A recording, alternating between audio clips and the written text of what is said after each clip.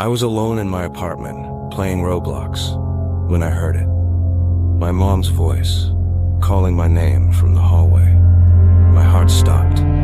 She wasn't home. She couldn't be home. But her voice, it was so real, so terrified. In 15 seconds, you'll know why I still can't sleep without locking every door. This is real. This happened to me. This isn't just some creepy tale. It's my story, straight from my life. I posted it on Reddit myself, and you're looking at it now. My words, my fear, shared on Reddit. Here at Friday 13, we only bring you real horror, and this one's as real as it gets. It happened back in 2022, when I was just 10 years old, living in a small apartment. I was safe, or so I thought, until that voice shattered everything.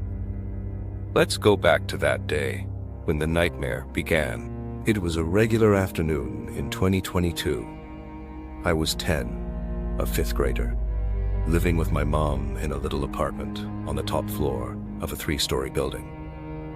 The place wasn't big, living room, kitchen, 2 bedrooms, but it was ours. That day, I was crashed on the couch, lost in Roblox. It was my thing. Zombies, adventures, just me and the screen. The sound of gunfire and groans filled the room, drowning out everything else. My mom was bustling around in the kitchen, getting ready to head out. She poked her head over the couch, her voice soft.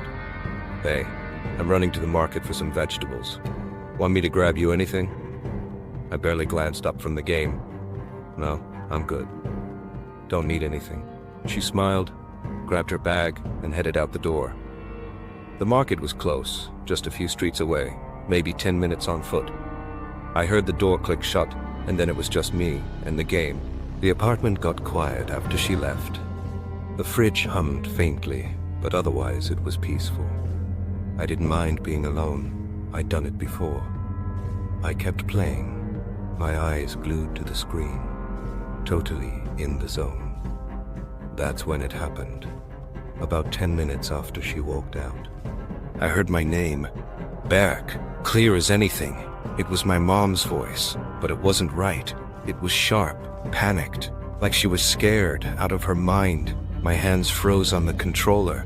I whipped my head, froze on the controller. I whipped my head toward the hallway leading to the kitchen. Nothing there, just shadows. My heart started thumping hard. She wasn't back yet. She couldn't be. Then it came again. Berk. Louder this time, desperate. I jumped up, the game still running behind me. "Mom?" I called out, my voice cracking. No reply, just that heavy silence pressing in. I edged toward the hallway, my pulse racing. Maybe she forgot something and came back, but the front door was still locked. I could see the deadbolt from where I stood. I froze. The voice, it wasn't coming from the door.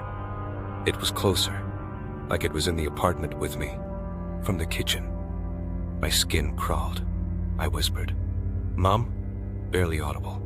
Then, a third time, "Berk." So loud, so close, it felt like it was right behind me. I spun around, expecting to see her. Nothing. Just the empty living room, the TV flickering with my paused game. I didn't think. I just ran to the kitchen. My heart was hammering so hard I could hear it in my ears. The room was empty. Counters bare, sink quiet, no sign of anyone. But that voice, it was still ringing in my head, terrified and pleading. "Berk." This time, it sounded off, like it was breaking apart, not quite human anymore. My stomach twisted. I grabbed a kitchen knife from the drawer. My hands were shaking so bad I almost dropped it. I clutched it tight, the cold metal grounding me just enough to move. I checked everywhere, the bedrooms, the bathroom, even the closets.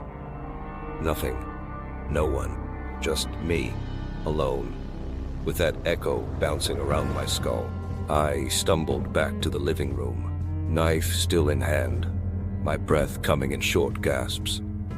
I scanned every corner, every shadow. What was that? A ghost? Someone messing with me? My mind was spinning, but nothing added up.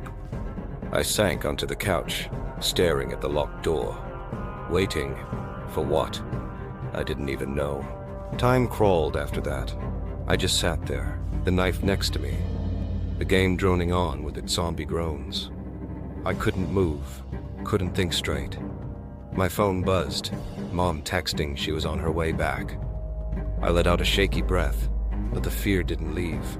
When she walked through the door, she found me pale, eyes wide. "What's wrong?" she asked, frowning.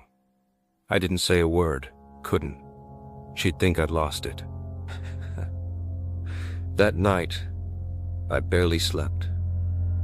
Every creak, every shadow, I kept hearing my name, soft and far away. I locked my bedroom door, but it didn't matter. The fear stuck to me like damp air.